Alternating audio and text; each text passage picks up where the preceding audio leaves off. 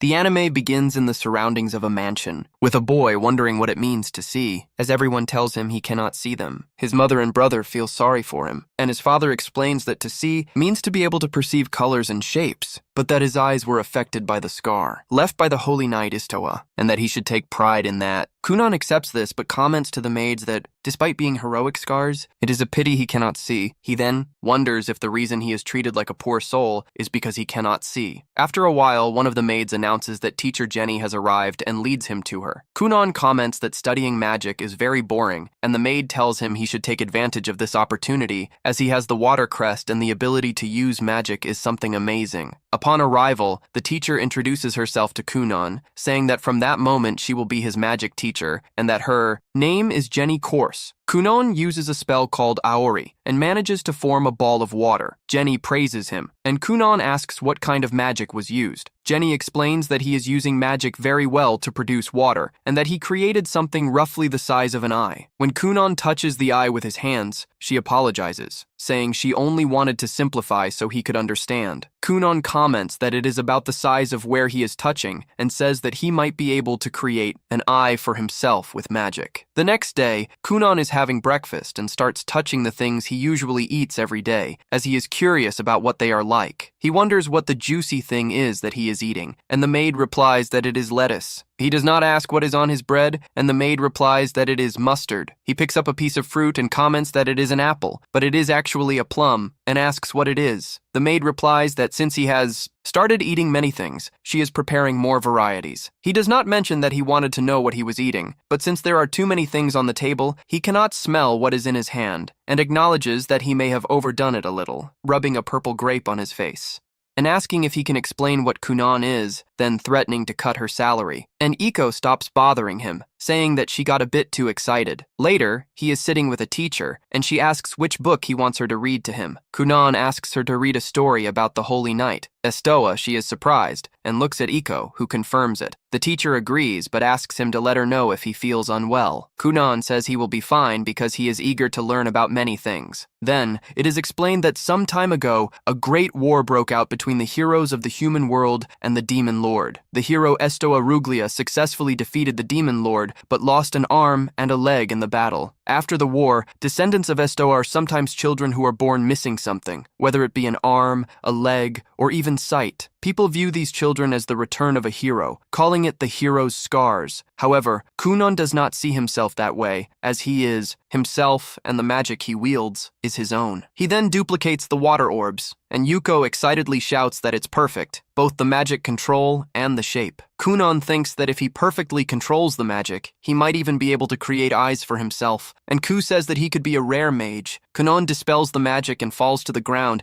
saying it's very tiring and that he is still far from his goal, as his magic is not enough yet. His maid misunderstands everything and asks if her love for him is not enough, since she dedicates so much to him, even suggesting they could sleep together. Ku doesn't reject right away, commenting that he doesn't have the knowledge or physical strength to create high-level magic. Iko says that he is only 7 years old and is just starting out, making Kunon not respond that he is already behind, as he faints using just basic magic. Iko says that suddenly increasing the amount of food is not good for the body, and that he should get used to it gradually. Kunon comments that he wants to build more muscle, but for him, walking and running isn't viable, Iko, so ask why he doesn't train sword strikes. And Kunon likes the idea. Iko tells him to find a suitable teacher and leaves, saying he will talk to the boss. Kunon thanks her for the help, and she comments that she would like a raise, which gets immediately rejected as Kunon says she makes too much noise during magical training. Iko responds that it's a good thing he heard, because if he had ignored it, she would have made him cry at night in bed. The next day, when Jenny arrives for magic class, she sees Kunon training with the sword. Iko notices her presence and informs Kunon that the magic teacher has arrived. He greets the fencing teacher and says that that's all for today, as it's time for the next class. Kunon thanks Master Uro. Jenny approaches, finding his interest in fencing intriguing. Kunon comments that to use magic, knowledge, and physical strength are necessary, leaving Jenny impressed with his transformation. She asks if he wants to take a break before starting magic class, and Kunon responds that he's fine. Jenny asks him to review the spell he learned last time, called Auri, saying it's no problem for him to start from where he remembers. Kunon uses the magic, creating several balls of water, leaving Jenny shocked. Iko starts shouting that her Kunon is wonderful. Jenny can't believe what she's seeing. as she only taught him a little, and what she sees now is a completely independent advancement. She starts to find him frightening. Elsewhere, we see a maid telling Marika that her carriage is ready. Marika wonders if she really needs to go. The maid asks if she hates going to see her fiancé that much. Marika questions if Kunon thinks the same way she does, as he always has a sad face. The maid comments that it is a decision made by His Majesty, the king, and Marika agrees to go. Inside the carriage, she continues grumbling, as Kunon, who has the hero's scar, is precious to the kingdom. And that's why this political marriage was arranged. As she is from the royal family, it is her duty, but it is still tedious. Every time she asks what he likes,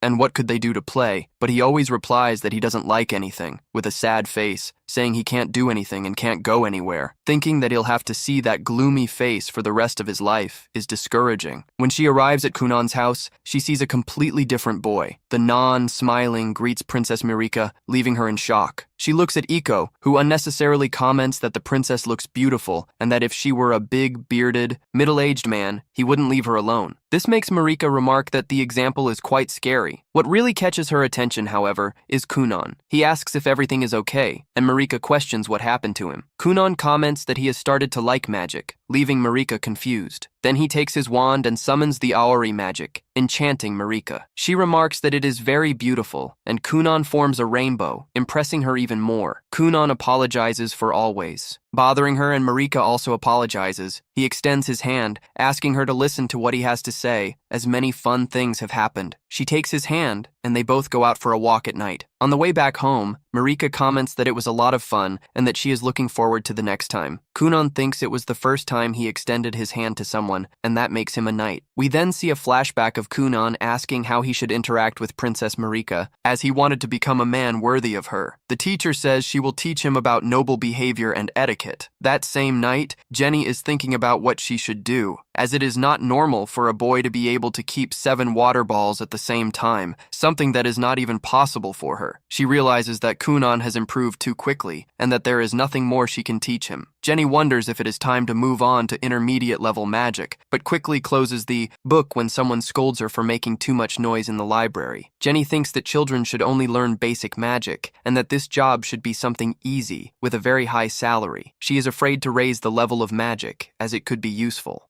It's not something safe. Kunon is only 7 years old, and it's too early for him to learn advanced magic. Even so, she is willing to find a way and keep working for her own livelihood. The next day, Jenny tells Kunon that they will do something different, and he replies that it's no problem. She then explains that Auri, the magic he uses, is simply the production of water, and that they will now analyze the nature of the magic. Kunon comments that producing water and making it float allows for maintaining a spherical shape. Jenny congratulates him for noticing that. She explains that temperature, viscosity, components, color, shape, shine, aroma, and taste, when analyzed, show that there are several types of magic. Even though they are all of the water type, they can be very different. Jenny creates 2 balls of water and asks Kunon to touch them. He touches both and realizes that one is cold and the other is warm. Jenny explains that by adding arrangements to magic, originality is created. Kunon asks what that means, and she replies that this is the decisive individuality of a magician, which can also be called a difference in talent. Kunon asks if this is the ability to alter the details of the magic. Then he invokes the Aori magic again, lets the water fall into a cup, and asks Iko to try it. She takes the cup and drinks, tasting apple flavor. Kunon says it's plum, getting back at her. Iko comments that it tastes good and is easy to drink. Jenny is horrified because he managed to create an arrangement that she spent the whole night thinking about how to achieve in just a few seconds. She said Kunon is capable of everything. Kunon comments that it was quite difficult and that he will strive even harder. At night, in bed, Kunon thinks that he can identify the shape and aroma of things, but he doesn't know the colors. Thus, it is difficult to perceive magical changes, and he concludes that he won't be able to create an eye. The next day, Iko asks what Kunon wants to drink, and he asks for tea with milk. Iko asks him to provide hot water, and Kunon does that easily, surprising Iko, who comments that for someone who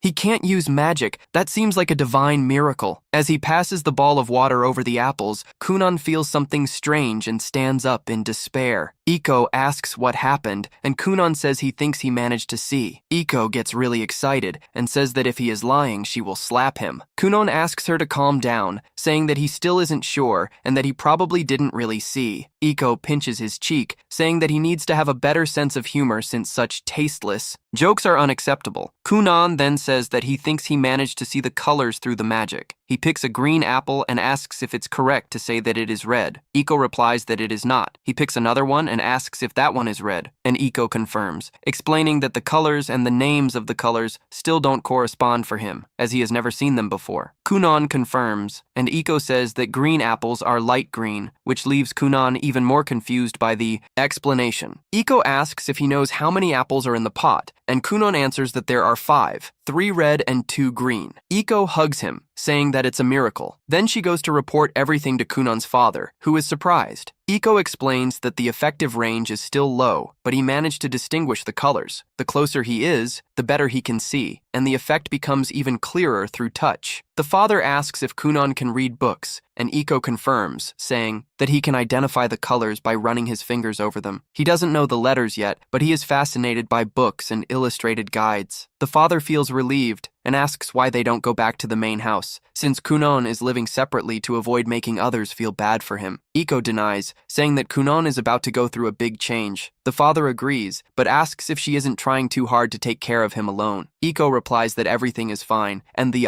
father comments that her joy is good for his son. Iko, not missing the opportunity, asks for a raise, which is denied again. In the gardens, Kunon says he is looking forward to seeing teacher Jenny, for he wants her to evaluate his new magic. He uses the aura again, but this time the magic is greater and red in color. His mother, brother, and father arrive in the garden, and upon seeing their mother, Kunon loses control of the magic, getting all wet. When calling for her, his mother faints, leaving Kunon confused. Iko then explains that red is also the color of blood. His father punishes him, cutting his allowance for 2 months, and reduces Iko's salary for 3 months, sending her into despair and causing her to faint. In the end, we see Jenny terrified in a corner, wondering how far this boy will go and if perhaps he will achieve the highest title of magic, known as the Blue Mage. Kunon is now 9 years old, and his father, Gurion, begins to worry about his education. He calls his brother and tells him about his intention to send Kunon to school. Gurion explains the plan to enroll him in the noble school, but his brother expresses concern. Kunon had never left the castle since he was born, and he fears the boy may struggle to relate to others outside the palace. Gurion had already thought of this, and that is exactly why he called Kunon's brother first. He begs his brother to help the boy at school and ensure nothing goes wrong. In a flashback, Kunon's brother remembers the day he wanted to go out to play with Gurion. That day, Gurion was worried because Kunon couldn't see, but the brother reassured him, saying he would hold his hand to make sure he wouldn't fall. However, just as Kunon took his second step, his leg slipped, and the brother accidentally let go of his hand, which unfortunately led to Kunon's fall. One can imagine that Kunon hasn't trusted his brother as much since then. Still, without a shadow of a doubt, Kunon's brother assures Gurion that he will hold Kunon and make sure nothing happens to him. Meanwhile, Kunon is with Iko, practicing his magic as usual. He is training hydromancy, a magic used to find lost things. Iko teases him, saying he should find her youth, and he responds by reminding her that she is already as cheerful and young as she should be, and there is no need for that when she asks him to find her future husband.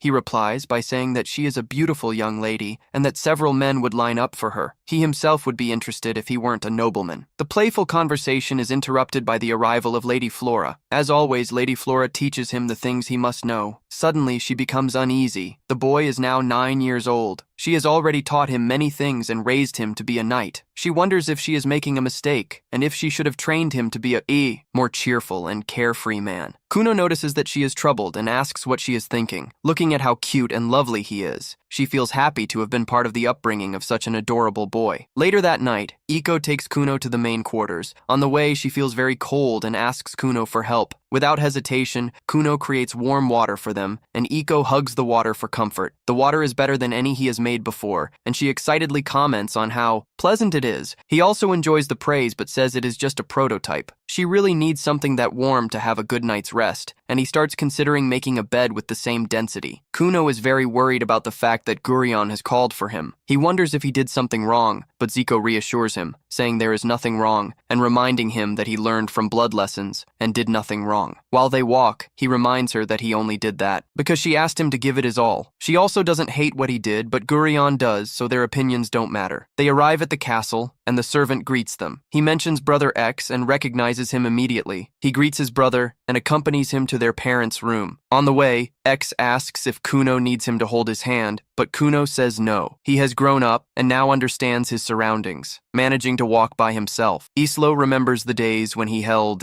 Kuno's hand, and seeing his brother grow so much makes him excited. Kuno notices that his brother is pensive and asks what's wrong, but Xlo says it's nothing important. They arrive at their parents' room, and Gurion tells Kunon what Miss Flora informed him. He completed all his basic education, which is quite remarkable. However, now he needs to attend the school for nobles. Gurion explains that every noble must attend this school, as it is part of the requirements. However, due to Kunon's special condition, they had received permission from the king to train him at home. Still, he would be at a disadvantage if he never went to school, so he should consider that possibility. Kunon vehemently refuses. He tells his father that he is not interested and that since it is not mandatory, he does not want to go. He starts to think that his father just wants to get rid of him and asks if Gurion is upset about his allowance, since he always complained he spent too much. Gurion insists that it is not about that. He states that it is simply necessary for a noble. Kunon asks again if it is because of the last incident with blood, but Gurion denies it. His mother and X try to calm the difficult situation, but without success. When Kunon finally calms down, Gurion explains that the reason for him to go is that nobles who do not attend school always remain at a disadvantage, and his fiancée Marika would be less valued if he didn't go. Faced with this, Kunon changes his mind and agrees to go. Gurion informs him that he will not need to go for long, just to take the tests. There are only 4 exams, and he will go only 4 times, once for each exam. Marika and X will also take the exams, so they will go together. His mother is happy that he accepted and immediately begins to prepare him for school. When Kunon leaves with his mother, Gurion calls Islo aside and warns him about the possibility that other nobles, seeing Marika and Kunon together, may feel envy. Islo assures his father that he will protect them and stand by their side. Later, Kunon meets Marika and tells her the news. She is excited to go to school with him, but Kunon worries about how interested nobles in her might treat him. Marika is not concerned about that and tells him not to fret. This only makes him wonder if she is not popular at school. To reassure him, she says that she is indeed popular and that there are several men after her, the number of which is equivalent to the fingers of one hand, 5. Now he is confident in himself, so he doesn't have any more problems. Kunon's uniform is ready. He dresses him up and he looks like someone from royalty. Iko teases him and Kunon responds as usual. His response surprises those who have never seen him so joyful before. They enter the carriage and Kunon uses his water magic to stabilize the wheels during the journey, then bidding farewell to his parents. The carriage departs while his mother cries in front of the house. Inside the carriage, X notices how smooth the ride is and acknowledges that it is thanks to Kunon's magic. Upon seeing Zulo, Kunon realizes that his brother was worried about him and his safety. He states that he has grown now and feels confident, so Zulo doesn't need to worry anymore. He recalls when he slipped and fell as a child, and Zulo held his hand, admitting that his brother felt extremely guilty and took full responsibility for the fall. However, Kunon reassures him, saying he knows X wasn't to blame. He tells his brother that back then, he felt bad about life and wanted to die. Now, he no longer wants to die. He is resilient and assures that he will live no matter what happens, even if he is the last human to die. This is encouraged when he sees how mature his younger brother has become. Now he doesn't even know whether Kunon is his younger or older brother. He admits that Kunon has changed, and wonders if this is due to his close companionship with Iko. Soon, they approach the school and Kunon notices first. He warns X that they are already close, and X wonders how he noticed this so quickly. Kunon reveals that he can now sense the presence of humans around. They arrive at the school and Marika appears to greet them. She compliments how handsome his uniform looks, and the cheerful atmosphere between the two makes X wonder why they are so happy. Marika moves to guide them inside the school, but Kunon steps back. He uses his magic to read the sounds and feelings around and realizes there are several people there. He knows that if he were his old self, he would have backed out and gone home, but now he will not stop and will not be a coward. He turns to Marika and asks if she could, granting the honor of being the lady among them that day. He asks her to hold his hand and lead him into the school. Inside the school, Professor Cast, one of the teachers, awaits Kunon's arrival. She is restless, knowing that Kunon bears the hero's scar and is unsure if she has the capacity to care for such a child, since she has been tasked with guiding him through the school. Amidst her thoughts, she hears the students commenting in wonder about how beautiful Kunon is, saying they have never seen such a beautiful child. Not caring about what the other students are saying, the children enter the classroom and pass by Cast, who also watches them in admiration. She snaps back to herself and quickly goes to meet them. She introduces herself as the one responsible for Kunon, and he greets her. He bows like a lady and says that he needs to be a beautiful lady that day. Cast does not understand what he means, but Kunon insists that although he is biologically a boy, on that day, he will be a girl. She is confused but does not press the matter, as she needs to accompany him. Kunon says goodbye to Marika and Islo, expressing hope to see them later for a meal. Some students watch the scene from the adjacent building. Among them is Prince Lial, the sixth prince of the realm and Marika's brother. His friends, who are also his subordinates, comment on Kunon. He is the first person to be born with the hero's scar in nearly 100 years and has received the king's blessings. They immediately notice that Lial is uncomfortable with the conversation,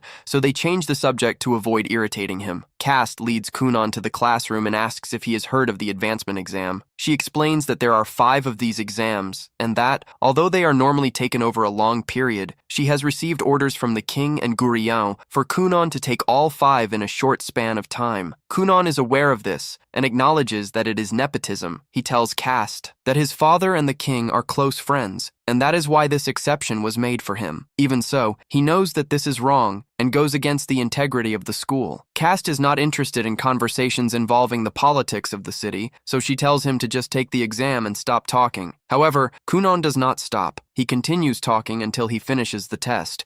The test collects the tests and will correct them. She is completely shocked to realize that he got all the answers right without missing any. After that, Kunon meets Marika for lunch together. However, before they reach the cafeteria, Lyle appears with his subordinates. He asks to confirm if Kunon really received the blessing of the king. Marika becomes visibly nervous, and Kunon notices this, although he does not know who the boy is. Zilu also arrives and tries to calm Lion, but the prince continues to cause trouble to protect his fiancée. Kunon takes water from a nearby cup and spills it around Lion's pants, making it look like he wet himself. He then calls everyone's attention to the fact that Lion has wet his pants. Lion denies it, but the evidence speaks for itself. He then leaves with his friends, embarrassed and furious. Both Marika and X know it was Kunon who did that. X looks at him suspiciously, but Kunon simply says they should go eat. During the meal, Kunon asks who Lial is and is shocked to find out that he is his future brother-in-law. He wonders if siblings can be cruel to their own siblings, since his own brother has never been like that. He is surprised to learn that there are siblings who do not care about their brothers. He is just happy that X is his brother and that he cares so much about him. X, however, is worried about having provoked someone so important, but Marika says that Kunon is just like that. The guy only hopes they don't get into more trouble. Kunon, in turn, seems to be having a lot of fun, just hoping he doesn't step on any more toes in the cafeteria. Kuno asks America why Prince Lyle placed himself in his way without hiding his violent nature. She replies that he appeared to pressure him. She comments that her brother is the 6th prince, and she the 9th princess, so her position is inferior in the royal hierarchy. But her fiancé is the mage who bears the hero's scar. His status has risen quickly. Now that Kunon has become known, they will be above high society. But beyond all this, Marika is happy to be his fiancé, and Kunon is too, suggesting that when he sees the king, he kneels in gratitude.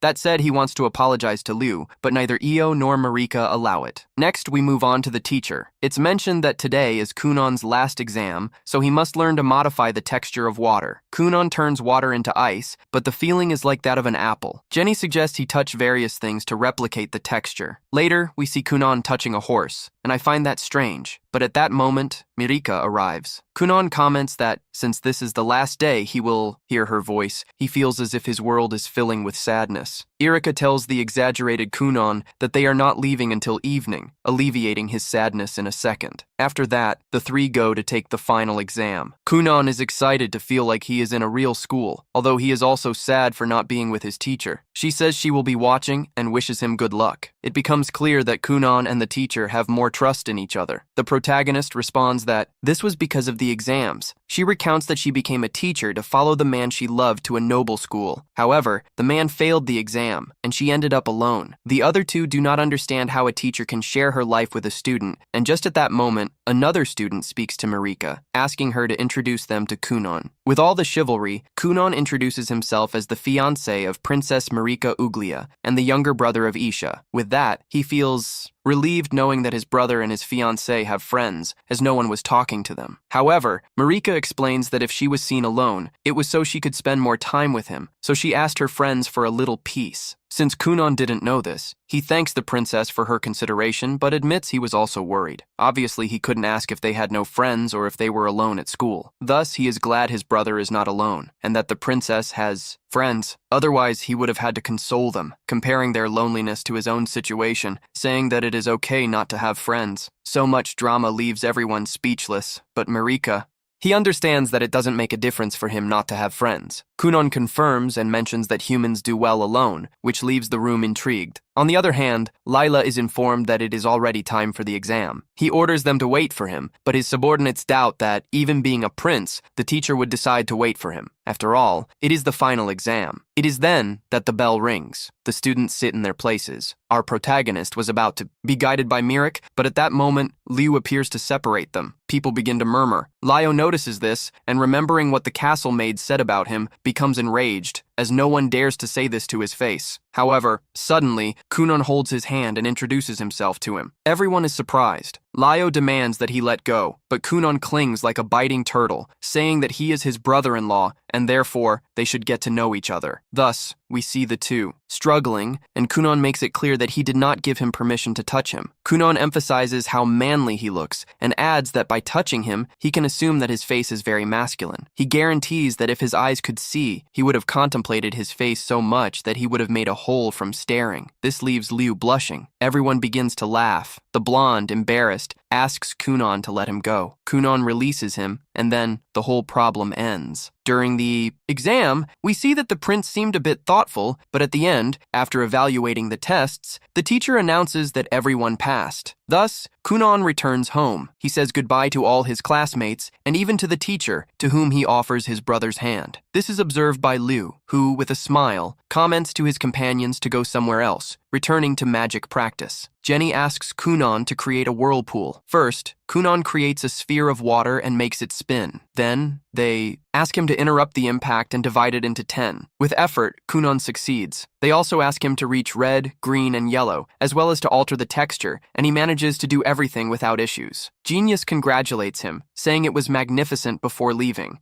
Kunon asks for a moment, mentioning that he made a modification by adding shape and temperature to the texture. Thus, we see that he shapes a sphere into a bird, which then flies away. Jenny is surprised, falls to the ground, and says that it's all over. A little later, we see the two of them having tea. Jenny wants to talk about something. Kunon thinks it must be dinner to celebrate his graduation, and informs her that she is also invited. She comments that it's not about that, but that graduation is a good time to tell the truth, asking if he is mentally prepared, as she needs to share something very impactful. We see Kunon worried about this and taking a sip of tea before continuing. Jenny asks Iko to step out. When she leaves, Kunon clenches his fist, saying that it is too sudden, imagining that Jenny is a goddess of the night sky and that she needs to leave to return to her world. Jenny likes the story, but that's not it. The truth is that she no longer has anything to teach him. She confesses that for some time she hasn't had anything new to teach. She has already taught him everything about elemental magic, which wasn't for attack. Now, Kunon even masters magic better than she does. He just needs to learn a new spell to surpass her. Kunon stands up saying that this isn't true. He confesses that he liked the tricks and ruses she used to teach him, even when she was just trying to instruct him with her magic. Jenny realizes that Kunon had already noticed her. Despair, which puts her more at ease. Kunon says that his magic expanded thanks to her tricks, recalling when Jenny spoke about Ari, comparing the sphere he created to an eyeball. For Kunon, that interaction was the only thing that made him want to live. She saved him. Therefore, if she is resigning because her salary is low, he will tell his father to increase her pay. She insists that, in fact, she feels bad because she receives much more than she deserves, and she doesn't deserve that much for not doing anything. She steps closer, holds his shoulders, and says that he will be better off with a truly capable teacher to guide him, so he can become as great as he should be. When she kneels to say goodbye, all the aquatic animals he had created They also touch her body, trying to persuade her to stay, but she does not want to. She says that those little tricks will no longer help him. Even so, he insists that those little tricks are exactly what he wants and needs. If they are so important, why does he keep calling them tricks, as if they hold no value? In the end, all his pleading and supplications are in vain. She has already made her decision and leaves without looking back. Outside the castle, she looks back and admits that he has the skill and talent to become an extraordinary sorcerer. She thinks about how hard he works and trains constantly, acknowledging that he started at a disadvantage because of the hero's curse he bore, but he managed to overcome that disadvantage and become as great as he is now. Therefore, she will not lose to him and will ensure that she also continues to evolve. Later, Iko finds Kunon and informs him that Lady Flora, his elementary school teacher, has also left. She explains that Flora left because he graduated and no longer needed elementary lessons. When Kunon wonders why Flora didn't wait to say goodbye to him, Iko reveals that Flora said she would be too emotional if she had to say farewell. Like a good boy, Kunon promises to write to Flora and say goodbye by letter. Iko suggests that in the content of the letter, he should ask if Flora knows any good-looking, well-paid, single man in her circle, so that Iko can get married. Upon discovering that Iko also wants to marry and leave him, Kunon's heart is broken. Iko insists that he will be fine without her, but Kunon only feels like he will be an orphan. Ginny left him, Flora left him, and now Iko also wants to marry. He concludes that he will not ask Flora anything about a man. During dinner with his parents, he recounts that Ginny asked him to find a good sorcerer to teach him, as she was no longer good enough for him. He then asks if they know any talented sorcerers they could recommend. At that moment, the memory brings to mind a sorcerer he heard about at the academy. He doesn't quite remember the name, but when he mentions part of it, his mother instantly recognizes it: Zioni. The royal sorcerer Kunon wants Zioni as his master. At the same time, he asks Gurion to call him. Gurion interrupts him, saying that Zioni is a royal sorcerer. Royal sorcerers respond only to the king and the members of the royal family. No other noble may have access to them, much less bring them to their own castle. Kunon tries to convince his father, reminding him of his close relationship with the king, and asking if he couldn't use that influence to get Zioni. When Gurion insists that it is impossible, Kunon comes up with a plan. He would accompany Gurion to the palace, get lost inside, and then the royal sorcerers would find him, and he would become their apprentice. A clearly flawed plan. Gurion wastes no time in saying that the plan is absurd, but his mother believes in him. She is easily moved by the desires of Kunon, and Gurion, in turn, is easily moved by his wife's wishes. In the end, Kunon's mother manages to convince Gurion to at least try to speak with the king, although she makes no promises. Gurion sends a formal request to the king, asking for Zioni at the palace. One of the princesses takes Gurion's request to the Grandmaster. The Grandmaster wonders what kind of noble would make such an absurd request to have a royal sorcerer as a master. However, when the princess reveals that the boy is her sister's fiancé, the Grandmaster immediately realizes that it is Kunon, and his jaw drops in shock. Finally, if you made it this far, comment the word magic to show that you reached the end. A few days pass since then, and finally, Kunon receives the call from the royal palace to present himself to the royal wizard. He enters a carriage alongside his father, who seems quite pleased with how things have turned out. Kunon comments that the friendship between the king and his father must be quite deep for him to be willing to fulfill such a request. However, his father replies that the real reason they were given the opportunity to meet the royal wizard is that the court's chief mage has shown great interest in Kunon and his abilities, wanting to meet him in person. Then the father asks what kind of magic Kunon can already use. At that point, Kunon immediately intones a spell and creates a small sphere of water that quickly transforms into a black cat, settling in his lap. His father is astonished, saying he can't believe that something like this can be achieved through magic, and begins to pet the little kitten. He is surprised to realize that the cat doesn't even seem magical or made of water. To the touch, it is exactly like any ordinary cat one might find on the street. Kunon explains that he has only recently managed to master the appearance of animals, as before he could only create completely transparent creatures, but in his recent attempts, he has managed to change the colors of the animals as he wishes. His father begins to play with the cat, all delighted, and Kunon asks if they shouldn't adopt a real cat for home. Like a typical father, he refuses, claiming that a cat would make too much mess around the house. Furthermore, he might end up tripping over it and hurting himself. To top it off, he states that Kunon's mother prefers dogs. Anyway, he really has no choice when it comes to another animal. Soon after, they enter the capital and are immediately greeted by a silver-haired girl named Reicha, the second princess of the kingdom and older sister of Marika. Kunon warmly greets her, saying he is very fortunate to have such a beautiful woman as her as a sister-in-law. His father wonders if his son is the street type, but decides to think about it later. Reicha smiles and comments that she has heard many things about Kunon. Through her younger sister, who would love to have a long conversation with him, she also notices the cat and asks if it needs any special food. However, at the moment Kunon's father places the cat back on the ground, Kunon ends the spell and the cat turns back into just a puddle of water. Reicha then realizes that Kunon is much more skilled than she had initially imagined, while the father feels a little sad for not having had the chance to give the cat a name. Reicha offers to take Kunon to the Black Tower. The father says he will also talk to the king and perhaps return home afterwards. Kunon asks him not to worry, since after visiting the Black Tower, he intends to see Marika and maybe take her on a date. His father tells him to enjoy his time and promises to arrange a carriage whenever he decides to come back home. Then, Reicha takes Kunon to the Black Tower and, on the way, asks if he is comfortable walking or if he needs any help. Kunon responds that he is perfectly fine and immediately begins to ask a series of questions that leave her confused, as they are all on a level comparable to Stephen Hawking's theories when it comes to magic. She says she cannot have such an advanced discussion while walking and asks if he knows how many children the current king has. Kunon had never thought about that until then. Reicha then reveals that the king is a real ladies' man and has produced one after another, 7 princes and 10 princesses. She is the second princess, while Marika is the 9th. The most interesting thing is that, in this country, the succession to the throne does not work in the traditional way where the throne automatically passes to the eldest son. There, they follow something called meritocracy, where all princes and princesses are evaluated based on their skills and merits, which can vary according to their talents and the level of dedication they show to a given art. This means that even the youngest prince or princess has the same chance to claim the throne,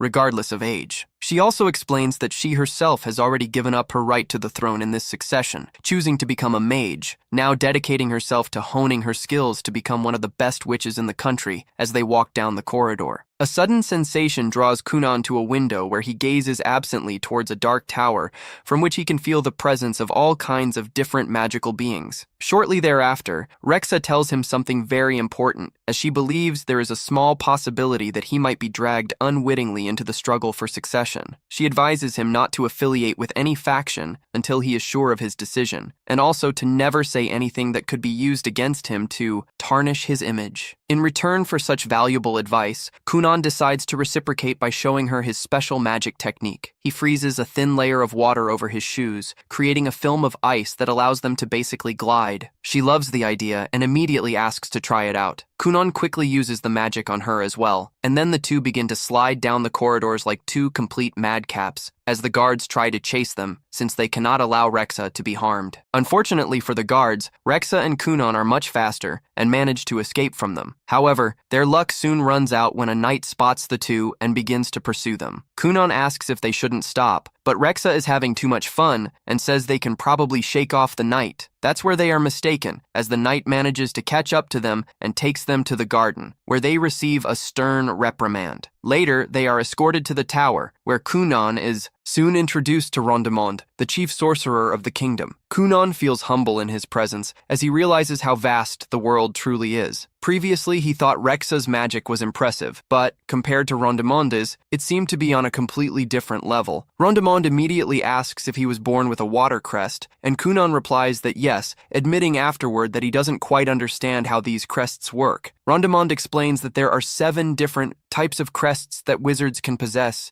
each related to their magical affinity: fire, water, earth, wind, light, darkness, and thunder. Moreover, each coat of arms has a star rating that ranges from 1 to 5, which makes Kunon's 2-star rating relatively common. Rexa comments that she is also a 2-star wind mage. Kunon immediately understands and says he can feel this, comparing himself and Arecha to common processed cheeses, while Rondemond would be like a handcrafted wheel of aged parmesan. Rondemond agrees with the description and reveals that he is actually a 4-star mage. Shortly after, Rondemond takes them to the training field below and warns that he will test Kunon's magical skills to assess his potential. Kunon feels a bit intimidated, wondering if this means that a real mage would be willing to become his tutor if he passes the test. However, he doesn't have much time to think about it, as Rondimond immediately calls over an older student who is also a real mage and asks him to demonstrate his water magic. The mage chants the incantation, and immediately several magical water droplets appear in the air, forming a bright and beautiful pattern. Rondimond then turns to Kunon and tells him to surpass the boy's magic with his own. Kunon remembers what Jen always told him, that he not only could create water, but also manipulate the water that already existed in the environment. Until then, this had never been a problem for him, but he had never tried to take control of the water created by another mage. He realizes that Rondimond has effortlessly created a challenge that neither he nor Jen had considered before, and now he would have to deal with it on the fly. Still, Kunon decides to give it a try and immediately attempts to wrest control of the magic from the silver-haired mage. At first, he believes it will work, but soon meets an obstacle as the water droplets begin to resist, given that the other mage can easily maintain control over them. Rondimond watches with great interest to see what will happen next. However, Kunon is not one to give up easily, so he gives it his all, and uses all his strength to try to take control. To everyone's surprise, Kunon manages to wrest 2 of the water spheres from the hands of the highly trained and experienced mage. Before Rondimond decides to end the test, Kunon falls to his knees, panting, while the silver-haired wizard honestly admits that he never imagined a simple boy could take 2 of his water spheres. He then turns to Rondimond and says he would be willing to accept Kunon as his disciple, but immediately other wizards start to voice their opinions, stating that they would also like to have him as an apprentice. Rondimond tells everyone to be quiet, as he still wants to see what Kunon is capable of and asks him to create something he has imagined. Kunon immediately creates a trampoline using his water magic, and Rondimond begins to jump on it, having fun like a child. The other wizards line up, eager to try as well, curious to understand how it works and if they could reproduce the technique. Rondimond, however, tells Kunon that he wants him to spend the night in the castle so they can see what else he is capable of doing. Kunon responds that, unfortunately, he already has a date with Marika and needs to take her to dinner that night. At that moment, Richa asks if he can create other animals with his magic or even humans. Kunon replies that he can do both and immediately creates a human puppet made of water in the shape of his maid. The technique is not yet perfect, so the figure is a bit translucent, and he also hasn't quite adjusted the movements, which is still a problem. For now, the silver-haired wizard asks if the puppets can do anything, and Kunon shares about the time he tried to make them fly, but the idea was not well received as the puppet looked very silly while doing so. Rondimond immediately becomes interested, and Kunon is forced to demonstrate. He starts to play with the puppet, making it go up and down in the air repeatedly, frightening half the people in the castle. This causes him to get scolded once more, and everyone ends up having to apologize again. Soon the sun sets, and Rondimond tells Kunon that he has successfully passed the tests, and that he will personally assign a sorcerer to help him learn to use his magic more efficiently. Kunon beams with joy and rushes to tell the news to his father, who becomes irritated to learn that complaints have been made about his son.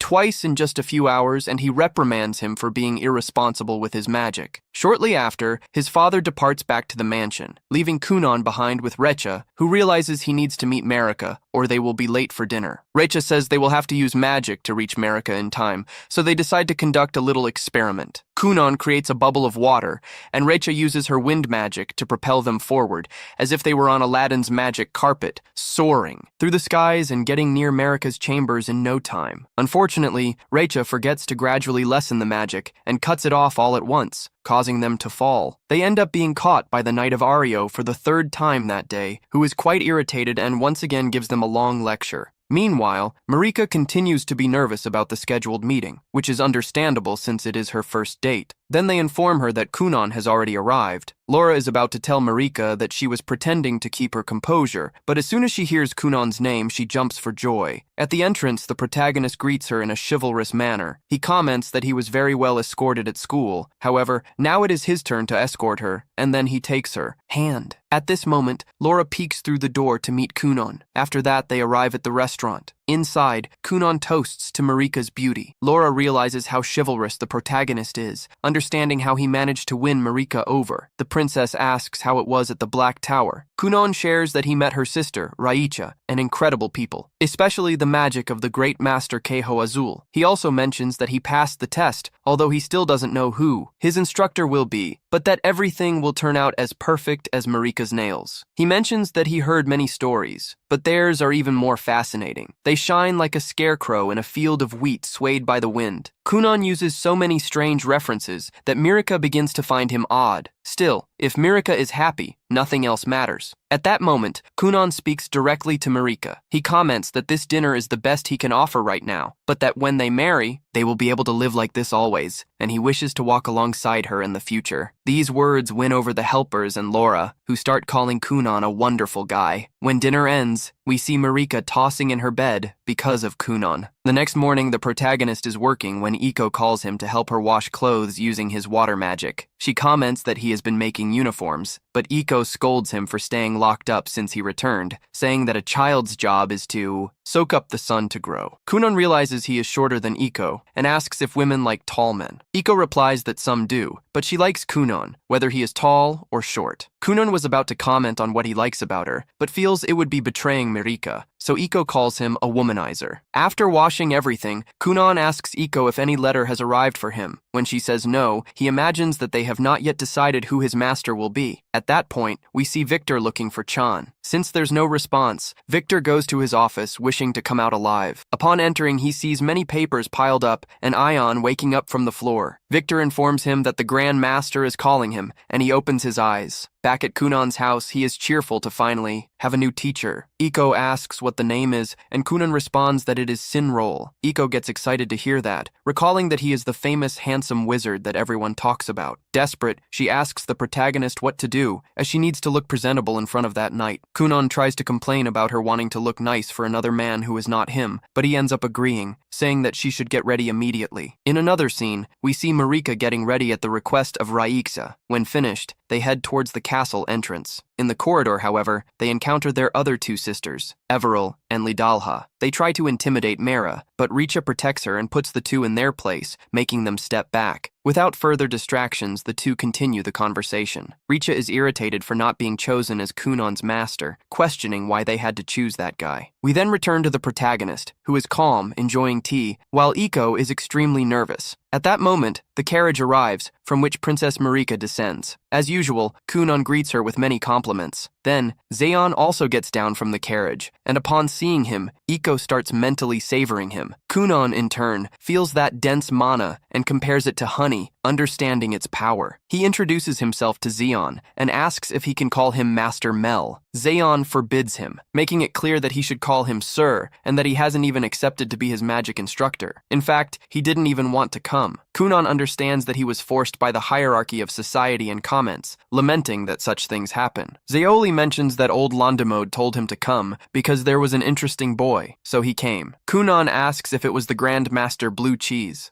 Who sent Master Mel? These nicknames annoy Zeoli. Observing the situation, Dario intervenes. Kunon recognizes him and thanks him for helping them the other day. Surprised, Marika asks the protagonist if they know each other. Kunon replies that, more than acquaintances, they have gone through 3 peculiar situations and changes the subject, asking if Sunsei only is pretty, whispering what it really is. Marika is surprised, after all. Kunon does not see, so he does not know what it is to be pretty. This irritates Zeonlei, who asks if he is laughing at him. Kunon responds that, of course not, which makes Zeonlei find everything even stranger. Thus, they get to know each other better. Kunon thanks Marika for bringing Zeonlei but admits he also wanted to see her, his fiancée. Kunon reciprocates, but Zeonlei interrupts the flirting to have a fun conversation about magic. By the smile he makes, Dario comments that he seems to want to mock Kunon, while Iko gets lost in his gaze. Zeonlei asks if Kunon knows what superposition is. Kunon answers that spells are released from circles drawn with mana, and that superposition is duplicating that circle. Then, Zeonlei asks how many he can use. With humility, Kunon responds 31. This surprises Zeonlei, but he claims he can reach 50. Kunon thinks that's incredible and asks how he did it. Zeonlei also wants to know how Kunon overcame the 20-layer wall. Kunon explains that he overlapped the emblems and that he discovered this on his own, although with many trials and errors. This continues to surprise Zeoli, who remembers when Victor and Raisha confronted him to be Kunon's master, even though he didn't want to see him when he came before. He responds that he only came because the master found Kunon interesting. Victor and Raisha comment on how talented Kunon is, in addition to the tricks he performs with his magic. Now, having met him in person, Zeonlei understands why there was so much fuss around Kunon. asserting that he is a prodigy. After that, he asks Kunon to show what he knows how to do. However, Kunon wants to learn how to reach 50 layers, but Zeon Lei says it would be a waste of time to teach him, something he still isn't capable of doing. Therefore, if he wants to learn, he must demonstrate his worth and then beg to be taught. Upon hearing this, Marika comments that Kunon would never do such a thing, but he immediately begins to beg to be taught, even praising him. He says he wants to see his generosity and affection, in addition to his lonely side. He claims he would do anything if Kunon teaches him how to use 50 layers. Although he asked for this, Zeon ends up feeling uncomfortable and clarifies that Kunon does not call him master because he has not yet accepted it. Nevertheless, he will show just how impressive he is. Saying this, he mentions that he possesses the 3-star Earth emblem, then creates an Earth wall and orders Kunon to destroy it. He also asks him to create a waterbed so he can observe, but upon touching the bed, Zeon is enchanted by how soft it is and eventually falls asleep. While Kunon touches the wall, he realizes it's soft, but the mana makes it hard. He remembers Jane's explanations about magic. The emblems create magic circles that are set to form spells, serving as the foundation for each one. Superposition is the number of times these circles are divided and reconstructed, and this number indicates the level and originality of the magic. That wall is a masterpiece of 40 layers. Mirika is impressed by Kunon's concentration, but then he suggests they talk a little. Mirika questions whether that is a good idea. The protagonist reassures her, saying they will wait until he wakes up. Even so, Marika appears worried. Still, Kunon says she doesn't need to worry, as he can destroy the wall in an instant. In the afternoon, Zeon wakes him by falling from the waterbed and asks how long he has been asleep. Dario informs him it has been 2 hours. He then gets up and asks the protagonist why he is so calm, if he has given up. Kunon replies that not at all, he was just waiting for him to wake up. Then we see him cast a spell, and a large amount of foam begins to cover the wall. The protagonist explains that since it is an earth wall, it becomes fragile when absorbing too much water, comparing this to hard bread.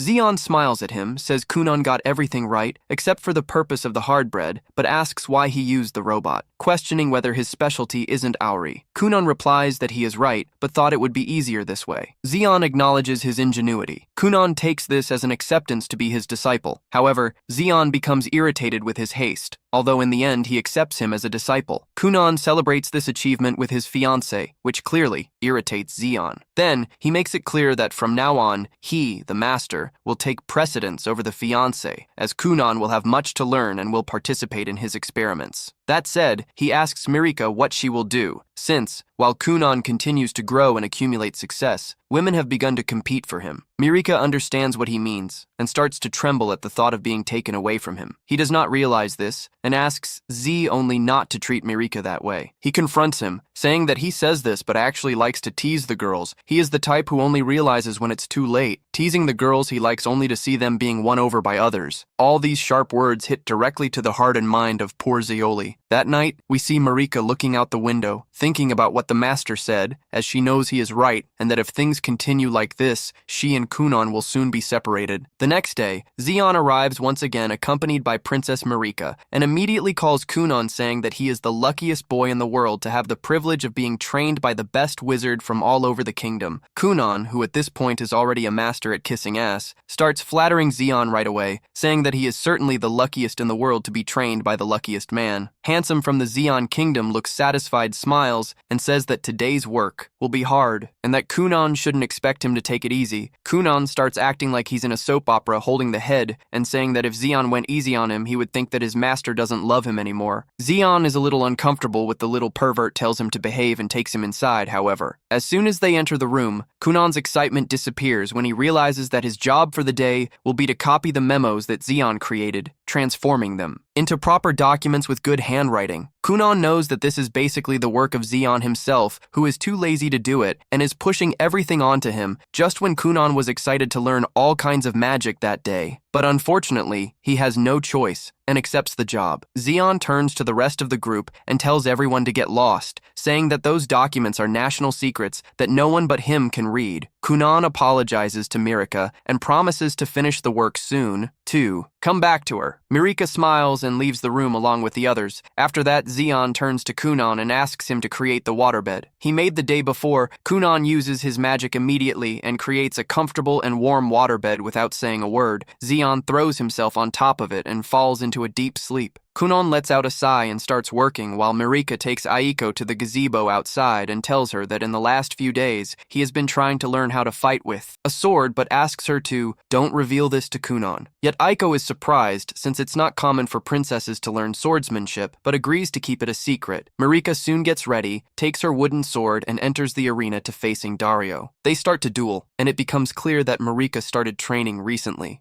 But he is progressing fast. He wants to become good enough for Kunon. She knows he carries the hero scar, which means he will become extremely famous, and feels she needs to match him with their own skills and talents, so that both are seen as equal in the eyes of everyone back in the room. Kunon continues deciphering the letters of the ancient parchments, and keeps getting stuck because the writing on them is simply horrible, making it difficult to know what is a letter and what is a diagram. As he struggled to understand one of the memos, Zeon wakes up from his nap seemingly completely reinvigorated. He then turns his attention to Kunon and asks how far he's gotten with the task. Kunon responds that it's almost halfway done instead of praising him, but Zeon starts teasing him by saying that even a blind person would work faster than him. Kunon counters by stating that anyone would go blind. Trying to read that handwriting, he says that even an earthworm covered in mud and dragged over the paper would have better writing. Zeon tells him not to compare his masterful work to a simple worm, but Kunon replies that he will definitely send an invoice for all the extra work he is doing. Being forced to do it, Zeon warns him not to be too smart since he is being trained at that exact moment. Kunon is surprised, but Zeon explains that what you read in a book is just as information in the brain and ends up being forgotten over time as what the brain needs to interpret and what the hands write down ends up being fixed in the deepest parts of the mind, being recorded as knowledge that is difficult to forget. Kunon finally understands the reason for waxing and unwaxing and is grateful for the training. Soon the night arrives and Zeon prepares to leave. Once again, he tells Kunon to finish all the remaining work before the next visit. But before Zeon leaves, Kunon stops him and asks about those strange diagrams in one of the memos that they looked like a spell. Zeon thinks a little and realizes that it would be easier to show than explain, so he tells Kunon to visit him in the capital. Next time he will show him, Kunon gets excited and soon turns to the princess saying that soon there will be. Again, the next day he returns to the capital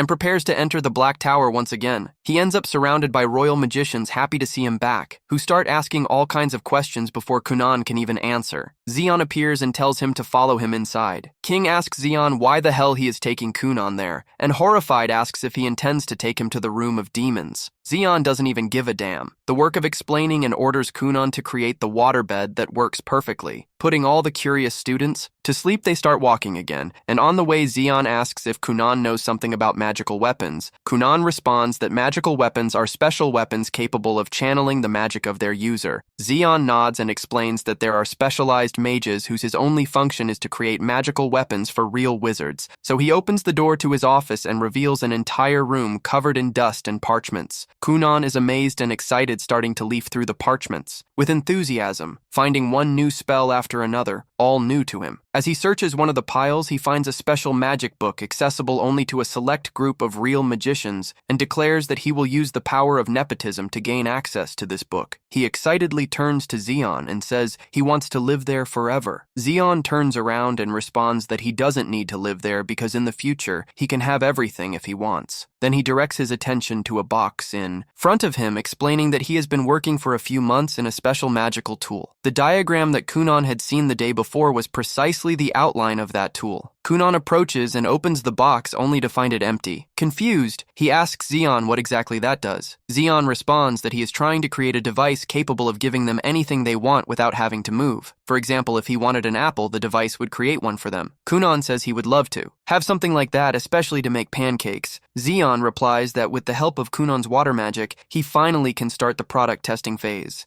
and release it on the market. Zeon explains that his earth magic can take care of the external structure, while Kunon's water magic can handle the delicate and moving internal parts of the Kunon device, realizes that it can really be successful, and agrees to work alongside Zeon. Soon after, they go down for lunch. and it is there that the director of magicians tells Kunon about the magic school and witchcraft where wizards from all over the world travel to study Kunon. He had never heard of it and is excited by the idea. Xion tells him not to think too much about it at the moment. Only wizards above 12 years old can enroll, as Kunon is only 10. Yet can't do anything. 2 years have passed since that day. And finally, Xion decides to test Kunon on everything he learned in that period. They take position in front of Xion and the others, and Kunon prepares himself with his water magic to defend himself from whatever Xion decides to throw at him. Xion smiles, creates several thorns with his earth magic, and fires them at Kunon, who is forced to use compound magic to create countless drops of water that absorb the impact and return like a tsunami towards the Xion, breaking right at his feet. Xion smiles and says that he passed the test, leaving Kunon beaming with happiness. After that, they enter the house again, where Aiko brings a magic pot that creates a fresh pie, just with the use of Miraca magic, proves and states that the flavor is like something fresh out of the oven. Kunon also says that their product was a success in the market, but complains that he didn't even see a coin, since all the money went straight into Xion's pocket. Later in the office, Marika observes the room and comments that Kunon and Xion have already collaborated on more than 5 successful magical devices. Kunon says that another is already in development, and that they have also released 5 new theories of magic in their new magic manual. Xion turns to him and says that he no longer needs to worry about the device in who we're working, remembering that he will be 12 in the spring and must prepare for magic school early. Kunon refuses to go, believing that Xion is the only teacher he has it needs. But Xion explains that he is an earth magic user and cannot teach much about water magic. Besides, the world is huge, and the magic school is home to many extraordinarily strong water mages. Kunon still doesn't want to go, but Marika gives him the final push, saying that he should leave and become a great sorcerer, promising that she will also work on herself and become a great woman when they meet again later that night, after saying goodbye to Xion. For the last time, Kunon returns to his office and reflects on how over the past few years he has become so accustomed to not using eyes and feeling everything around him that he ended up forgetting his greatest ambition to create a pair of functional eyes for himself. He realizes that the only way to achieve this is to become stronger and better as a mage, and this will only be possible if he is trained by a true water mage. Several days pass while he is overcome by an obsession with finding a way to create functional eyes after countless trials and errors. One fine morning, he finally succeeds. He realizes he was thinking too much about complex things, when the answer was very simple. All he needed to do was to create a mirror, capable of reflecting the world and transmitting this image to his brain, allowing him to understand what he was seeing. With this in mind, he starts working immediately, and little by little. Then he opens his eyes for the first time in his life, seeing the landscape in front of him. Tears flow from his eyes. Something that also happens for the first time. He walks around the room looking at the books, and finally he approaches the window to see his reflection, when he suddenly notices a gigantic insect monster standing behind him. But that's where this video ends. He comments on the word school to show that did you see until the end.